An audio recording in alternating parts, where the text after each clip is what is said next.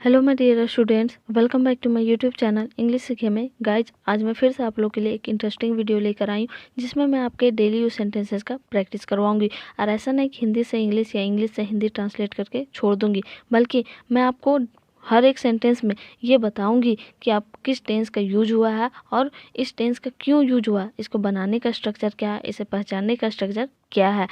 और जो भी हार्ड वर्ड मीनिंग्स है, जो डिफ़िकल्ट वर्ड मीनिंग्स है, उनका भी मैं हिंदी बताऊंगी। और साथ ही साथ मैं अलग से दो चार और भी सेंटेंसेस का एग्जांपल लूँगी ताकि आप अच्छे से समझ सकें और मैं आपको अच्छे से समझाने की कोशिश भी करूँगी। गाइज, अगर आपके मन में किसी भी टाइप का क्वेश्चन है इंग्लिश रिलेटेड या फिर कोई भी क्वेश्चन में आप अटकते हैं, तो आप मेरे किसी भी वीडियो के कमेंट बॉक्स में कमेंट कीजिए उस क्वेश्चन को, मैं उसका आंसर के साथ रिप्लाई ज़रूर करूँगी। तो टाइम वेस्ट किए बिना आज का पहला सेंटेंस स्टार्ट करते हैं। आज का पहला सेंटेंस है, तुम पहली बार एरोप्लेन में सफ़र कर रहे हो। Are you travelling in an aeroplane for the first time. ये अपने फ्रेंड को पूछ रहा है, क्या तुम पहली बार एरोप्लेन में सफ़र कर रहे हो। Are you travelling in an aeroplane for the first time. Guys, इसमें हम लोग आर का यूज देखे हैं और ट्रैवलिंग का, तो इस कौन सा सेंटेंस का है, यानी कि कौन सा टेंस का है, ये प्रेजेंट इम्परफेक्ट टेंस या फिर प्रेजेंट कॉन्टिन्यूअस टेंस, इसे दोनों बोला जाता है। उस टेंस का है। इसका बनाने का जो स्ट्रक्चर होता है उससे पहले हम क्या सीखेंगे, पहचानने का स्ट्रक्चर। पहचानते कैसे, जिस भी सेंटेंस के लास्ट में रहा है, रहे हैं, रहा हूँ, इस टाइप का लास्ट करता है ना, उसमें हम पहचान जाते हैं कि ये प्रेजेंट कंटिन्यूअस टेंस का है। लेकिन इसमें क्या होगा, बनाने का जो स्ट्रक्चर होता है, सब्जेक्ट प्लस इज या एम या आर प्लस बिफोर, मतलब आईएनजी ऐड होगा। लेकिन इसमें इंटरोगेटिव सेंटेंस है, क्या से क्वेश्चन शुरू हुआ है, क्वेश्चन मार्क वाला क्वेश्चन सेंटेंस में क्या करते हैं, आर को हम पहले लिखते हैं। ठीक है, आर को पहले लिखेंगे प्लस सब्जेक्ट सब्जेक्ट के अकॉर्डिंग पहले लगेगा। ठीक है, इज या एम या आर। उसके बाद बिफोर यानी कि जो ऑब्जेक्ट होगा या जो चीज़ काम कर रहे हैं उसका बिफोर एक्शन लगेगा। हम अदर एग्जाम्पल लेते हैं, क्या तुम पहली बार गोवा जा रहे हो। Are you going to Goa for the first time. Are you going to Goa for the first time. अपने जीवन में पहली बार, yes for the first time in my life. Guys, हम लोग बोलते हैं ना, हाँ अपने जीवन में पहली बार मैं गोवा जा रहा हूँ। Yes I am going to the Goa. Yes I am going to the Goa for the first time in my life. या फिर ऐसा बोलते हैं ना, मैं अपने जीवन में पहली बार दिल्ली जा रहा हूँ। I am going to Delhi for the first time in my life. अपनी सीट में बैठो, इधर मत आओ। गाइज, ये हमारे साथ अक्सर होता है, इंडिया में तो अक्सर ही होता है। जब भी हम सीट में बैठेंगे ना, तो थोड़ा साइड, थोड़ा मूव कीजिए, ऐसे हमेशा सिचुएशन झेलना पड़ता है। दैट टाइम हम लोग बोलते हैं ना, तुम अपनी सीट में बैठो, इधर मत आओ। You seat in your seat, you seat in your seat, don't come here. Guys, यहाँ पे सीट में दो, मतलब दोनों सुनने में एक जैसा लग रहा है, लेकिन स्पेलिंग दोनों का अलग है। SIT का मतलब होता है जो आप बैठते हैं, बैठने को सीट बोलते हैं। और SEAT मतलब होता है जो बैठने वाला सीट होता है ना, जिसमें हम लोग बैठते हैं, उसको हम बोलते हैं। लेकिन SIT को जो बैठने का पोजीशन होता है, जिसे बैठने को बोलते हैं, उसे सीट बोलते हैं। तुम मेरे सीट की तरफ आए हो, मैं तुम्हारे सीट की तरफ नहीं गई हूँ। गाइज, हमारे सामने फिर से एक लंबा सा सेंटेंस है जिसमें दो सेंटेंसेस है, लेकिन मैं इसे दो पार्ट्स में बताऊंगी जिससे आप लोगों को समझने में आसानी होगा। फर्स्ट सेंटेंस क्या बोल रहा है, तुम मेरे सीट की तरफ आए हो। You have come towards my seat. You have come towards my seat. And second sentence क्या है, मैं तुम्हारी सीट की तरफ नहीं गई हूँ। I have not gone towards your seat. I have not gone towards your seat. यहाँ पे आप लोग देख रहे होंगे कि हैव का यूज किया गया है, मतलब ये कौन सा टेंस है, प्रेजेंट परफेक्ट टेंस का। इसका जो बनाने का स्ट्रक्चर होता है क्या होता है, सब्जेक्ट प्लस हैव या हैज। जो भी आपका सब्जेक्ट के अनुसार होगा वो हैव या हैज लगेगा, प्लस V3 प्लस ऑब्जेक्ट। और हमेशा हैव या हैज के साथ कभी भी हमेशा V3 का ही यूज होता है। सही, हम अपने डेली यूज सेंटेंसेस से एग्जाम्पल ले सकते हैं, जैसे कि तुम मेरे घर आए हो, मैं तुम्हारे घर नहीं गई हूँ। You have come to my home. You have come to my home. I have not gone to your house. I have not gone to your house. या फिर तुम मेरा पेन लिए हो, मैं तुम्हारा पेन नहीं ली हूँ। You have taken my pen. I have not taken your pen. Guys मैं हमेशा से बोलती हूँ, अगर आप अपने इंग्लिश को ज़्यादा से ज़्यादा इम्प्रूव करना चाहते हैं या फिर उसे फ्लुएंसी बढ़ाना चाहते हैं, तो आप जो भी बोलते हैं ना, छोटा छोटा वर्ड्स को भी इंग्लिश में बोलने का प्रैक्टिस कीजिए। और जहाँ पे भी आपको मौका मिलता है उसे आप उन सेंटेंसेस का, छोटा छोटा सेंटेंसेस को भी यूज़ कीजिए। और अगर आप कोई दोस्त के साथ नहीं रहते हैं तो आप मिरर के सामने खड़ा होइए, डेली कम से कम 20-30 मिनट प्रैक्टिस कीजिए। आप जो भी बोलना चाहते हैं कुछ भी बोलिए, I am Ram, I am Shyam, जो भी आप इंट्रोडक्शन दीजिए, किसी भी टाइप का कुछ भी बोलिए, आप उसे प्रैक्टिस कीजिए। इससे आपको कॉन्फिडेंट भी बिल्डअप होगा और आप बोलने में आपका फ्लुएंसी भी बढ़ेगा। So let's start next sentence. तुम अपनी औकात में रहो और अपना मुंह चुप रखो। हम लोग बोलते हैं ना गुस्सा में, तुम अपनी औकात में रहो और अपना मुंह चुप रखो। You stay in your position and keep your mouth silent. You stay in your position and keep your mouth silent. Guys हम लोग बोलते हैं ना, तुम अपने औकात में रहो, इस टाइप को मतलब इस जगह पोजीशन के जगह हम लोग बोल सकते हैं limit. You stay in your limit and keep your mouth silent. You stay in your limit and keep your mouth silent. राजा क्या हुआ, तुम कैसे गिरे। हम लोग किसी का नाम लेकर के बोलते हैं ना, राजा क्या हुआ, तुम कैसे गिरे। Raja what happened, how did you fall, how did you fall. और आप लोग डिड का यूज दिख रहा होगा आप लोग को, तो ये कौन सा टेंस का है, पास्ट इंडिफिनिट टेंस का। इसका जो बनाने का स्ट्रक्चर क्या होता है, subject plus V2 plus object. ठीक है, अगर इंटरोगेटिव में बनाएंगे तो डिड पहले आएगा या फिर WH का जो भी फैमिली होगा वो पहले आएगा, उसके बाद सब्जेक्ट प्लस मेन वर्ब, यानी कि सब V1 इसमें लगेगा प्लस ऑब्जेक्ट। गाइज ऐसा ही हम बोलते हैं ना, और ऐसा यहाँ पे नोट करना है, राजा की जगह आप नाम कोई भी नाम रहे, राम श्याम, उस टाइप से राम श्याम ही लिखते हैं, तो राजा को ऐसा नहीं कि किंग लिखेंगे। ठीक है, तो अब जो नाम रहेगा उसी नाम को लिखते हैं, उसका इंग्लिश कभी ट्रांसलेट नहीं किया जाता किसी भी नाम का। तुम अचानक अजीब व्यवहार क्यों कर रहे थे। Why were you behaving strange all of a sudden. ये पूछ रहा है अपने दोस्त को, तुम अचानक अजीब व्यवहार क्यों कर रहे थे। Why were you behaving strange all of a sudden. Guys was का यूज किया गया है, वर का यूज किया गया है, मतलब ये कौन सा टेंस का है, पास्ट इम्परफेक्ट टेंस, जिसको पास्ट कॉन्टिन्यूअस टेंस भी बोला जाता है। इसका जो बनाने का स्ट्रक्चर होता है वो सब्जेक्ट प्लस वाज या वर plus main verb plus ING plus object. लेकिन इसमें क्या है, ये इंटरोगेटिव सेंटेंस है, इसलिए इसमें क्या करेंगे, वाज या वर को पहले कर देंगे अकॉर्डिंग टू सब्जेक्ट, उसके बाद subject plus main verb plus ING plus object. मैं जानबूझकर कुछ भी नहीं कर रहा था। I was not doing anything intentionally. ये बोल रहा है मैं जानबूझकर कुछ भी नहीं कर रहा था। I was not doing anything intentionally. Guys intentionally का मतलब होता है जानबूझकर, यानी कि पहले से पता हो और जानबूझकर करते हैं, उस टाइम हम लोग इंटेंशनली का यूज करते हैं। हम लोग बोलते हैं ना, मैं तुम्हें जानबूझकर दुखी नहीं कर रहा हूँ। I am not hurting you intentionally. I am not hurting you intentionally. वह सब खुद ब खुद हो रहा था या फिर वह सब अपने आप हो रहा था। It was happening all by itself. It was happening all by itself. Guys आप लोगों को बहुत ज़्यादा थैंक्स, जो आप लोग मुझे इतना हेल्प कर रहे हैं और सपोर्ट कर रहे हैं। तो मैं आप लोगों से रिक्वेस्ट करती हूँ कि आप और मुझे सपोर्ट कीजिए, और जितने भी मेरे वीडियोज़ हैं आप उन लोगों को रिपीट करके देखिए, और साथ ही साथ अपने फ्रेंड्स को भी शेयर कीजिए, ताकि आपके साथ वे भी इंग्लिश सीख सकें। और आपके थ्रू मैं अकॉर्डिंग टू मी, मैं किसी को हेल्प करती हूँ तो वो मेरे लिए सबसे ज़्यादा मतलब प्लेजर वाला टाइम होता है, यानी कि खुशी वाला टाइम होता है। तो आई थिंक ये आप लोगों के लिए भी होगा कि आप किसी का हेल्प करेंगे और आपके कारण, आपके थ्रू कोई इंग्लिश सीख सकेगा और वो बोल सकेगा।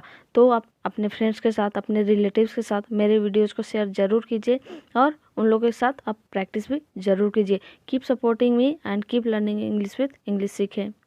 हम लोग यहाँ आपसे मिलने आए हैं। We have come here to meet you. We have come here to meet you.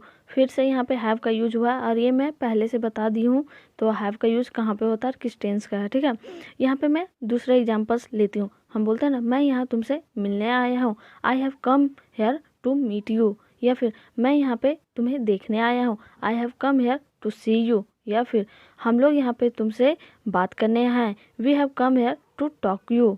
मुझे आपकी भाषा बिल्कुल भी समझ नहीं आ रही है। I don't understand your language at all. Guys यहाँ पे आप लोग डोंट को डू नॉट भी पढ़ सकते हैं अकॉर्डिंग टू योर कम्फर्ट। सो यहाँ पे डू नॉट भी पढ़ सकते हैं। तो ये कौन सा सेंटेंस का लग रहा है आपको? ये प्रेजेंट इंडेफिनिट टेंस का। इसका बनाने का स्ट्रक्चर क्या होता है? सब्जेक्ट प्लस डू या डज प्लस V1 या V5। लेकिन ये नेगेटिव सेंटेंस है, इसके लिए इसका बनाने का स्ट्रक्चर थोड़ा सा चेंज होगा। क्या होगा? पहले सब्जेक्ट आएगा पहले के जैसा, सब्जेक्ट प्लस डू नॉट या डज नॉट प्लस V1। और हमेशा नॉट के बाद जब भी नॉट का सेंटेंस में नेगेटिव सेंटेंस होता है दैट टाइम हम लोग V1 का यूज करते हैं। ऐसा ही हम बोलते हैं ना, राम मेरी बातों को नहीं समझता है। Ram doesn't understand my matter. Ram doesn't understand my matter. या फिर तुम एक्सरसाइज नहीं करते हो। You do not do exercise. लेकिन मैंने सब कुछ समझ लिया है। But I have understood everything. लेकिन हम बोलते हैं ना, तुम समझो ना समझो मैं सारी बातों को समझ चुका हूँ। I have understood everything.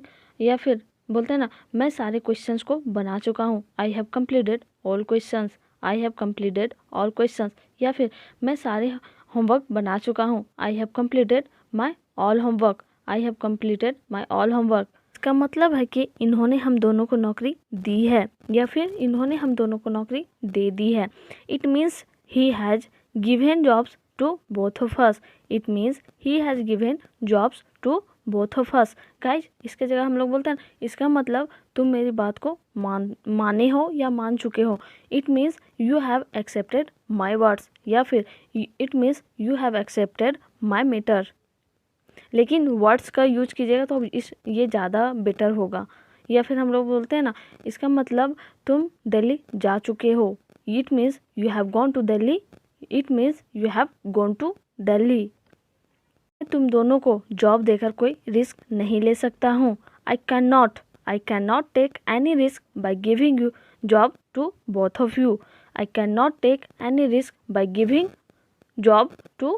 Of you.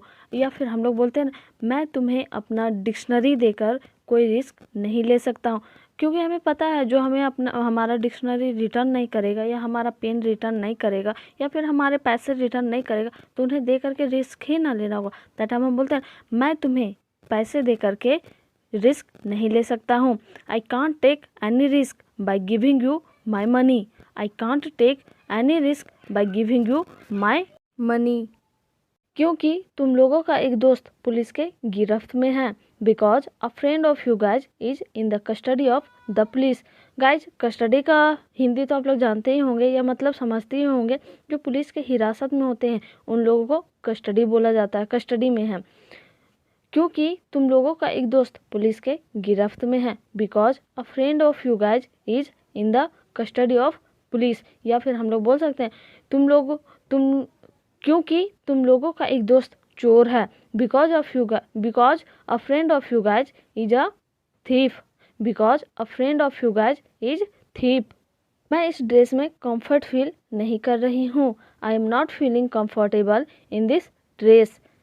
मैं इस ड्रेस में कंफर्टेबल फील नहीं कर रही हूँ। I am not feeling comfortable in this dress. या फिर जब आप प्रेजेंट टाइम में बोलते हैं ना दैट टाइम आप इस तरह से भी बोल सकते हैं, I do not feel comfortable in this dress या फिर I don't feel comfortable in this dress. या फिर बोलते हैं मैं इस माहौल में कंफर्टेबल फील नहीं कर रही हूँ। I am not feeling comfortable in this situation या फिर I am not feeling comfortable in this society.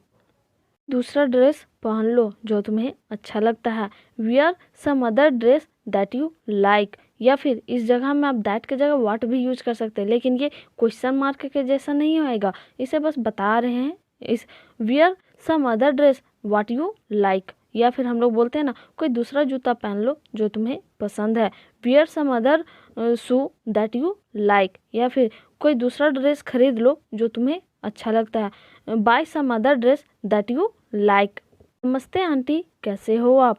हम लोग जब अपने फ्रेंड्स के घर जाते हैं दैट हम उनके पेरेंट्स को बोलते हैं, माँ को बोलते हैं या फिर हम अपने रिलेटिव्स में कहीं जाते हैं दैट हम बोलते हैं ना, नमस्ते आंटी, कैसे हो आप? Hi aunty, how are you? But यहाँ पे आप को ज़्यादा सूटेबल होगा, क्योंकि ये हमारा इंडियन कल्चर है, तो नमस्ते आंटी ही बोलना ज़्यादा बेटर लगेगा। और ये Indian culture is always on the top, तो हमेशा नमस्ते आंटी हाउ आर यू ऐसे बोलना है, नमस्ते आंटी हाउ आर यू। या फिर ऐसा ही भरबलिया बोल सकते हैं, हाय हेलो कर सकते हैं, लेकिन जब आप फ्रेंड्स के साथ ये हाय हेलो कीजिएगा तो वो ज़्यादा सूटेबल होता है। लेकिन जब हम पेरेंट्स के साथ बोलते हैं तो हम्बल वे में जब नमस्ते को नमस्ते ही बोले वही बेटर होता है।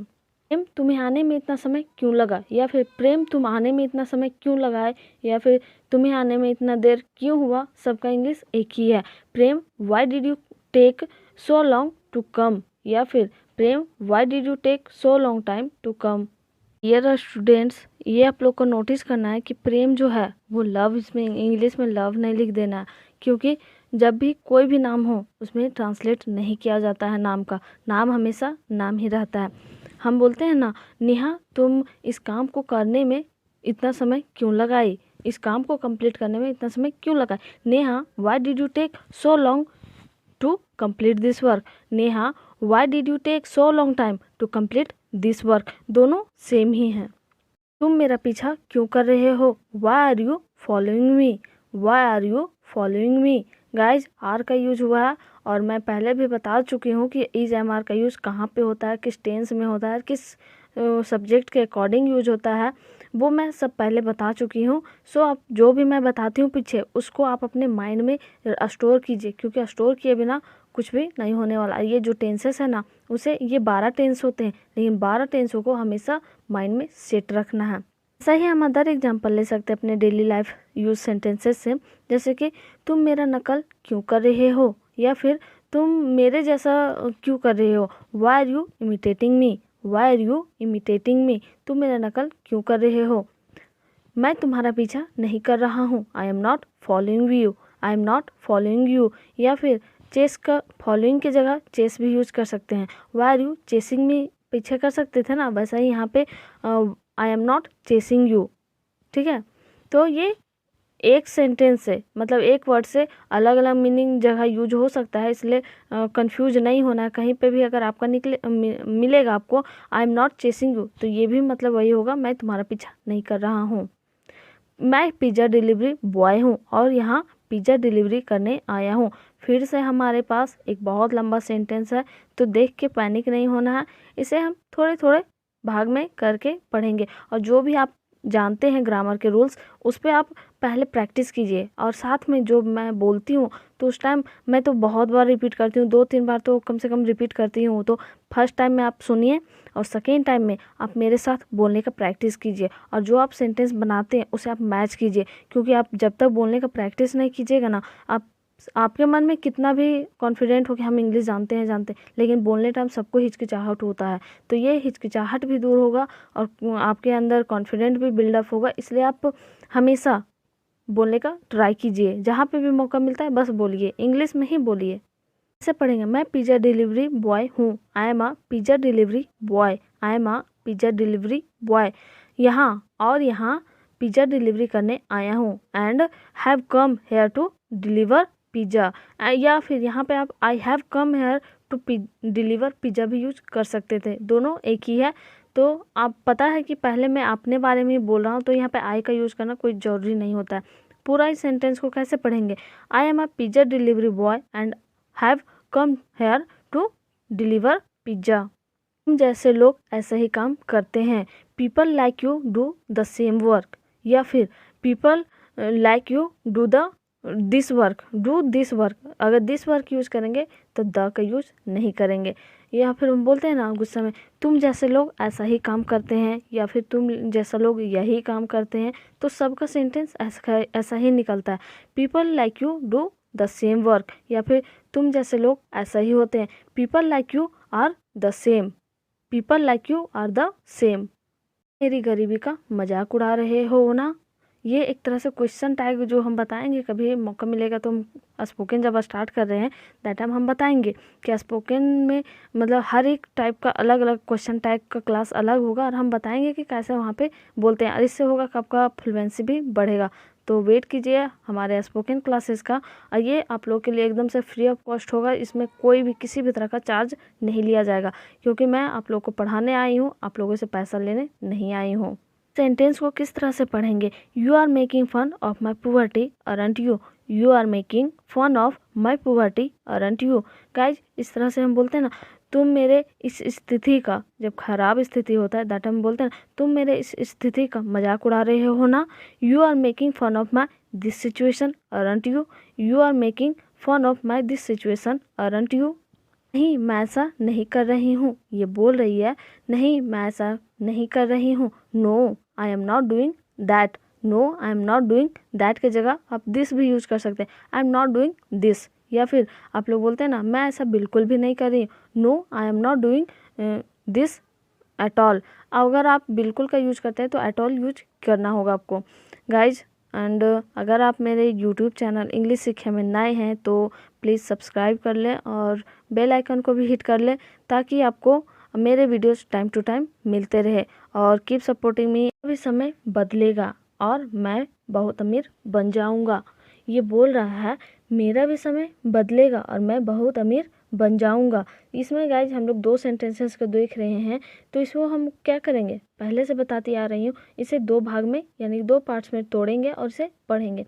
पहला सेंटेंस क्या बोल रहा है, मेरा भी समय बदलेगा, my time will also change. My time will also change. और मैं बहुत अमीर बन जाऊंगा, and I will become very rich. And I will become very rich. Guys I will become very rich की जगह I will be very rich ऐसे भी आप बोल सकते हैं। और ये कौन सा टेंस का है, ये फ्यूचर इंडेफिनिट टेंस का है, जिसका बनाने का स्ट्रक्चर क्या होता है, सब्जेक्ट प्लस शैल या will plus V1 plus object. लेकिन यहाँ पे सम केसेस में बी का भी टू बी का यूज होता है, जहाँ पे कुछ बनने का बात होता है दैट टाइम बी का यूज होता है। जैसे पे यहाँ पे है ना, मैं अमीर बनूंगा, आई विल बी रिच। या फिर मैं एक डॉक्टर बनूंगा, I will be a doctor. I will be a doctor. Guys I hope ये वीडियो आप लोग के लिए काफ़ी हेल्पफुल रहा। और आप लोग इंग्लिश सीखे के मेंबर तो हो ही, तो इंग्लिश सीखे के सदस्य होने के नाते आप लोग को अपने फ्रेंड्स के साथ मेरे वीडियोस को शेयर करना चाहिए। तो इसे आप इंग्लिश में कैसे बोलेंगे, being a member of English Seekhe you should share my videos with your friends and relatives. Thanks for watching my video. Thank you guys. Like, share and comment on my videos and subscribe my YouTube channel English CK. Thank you.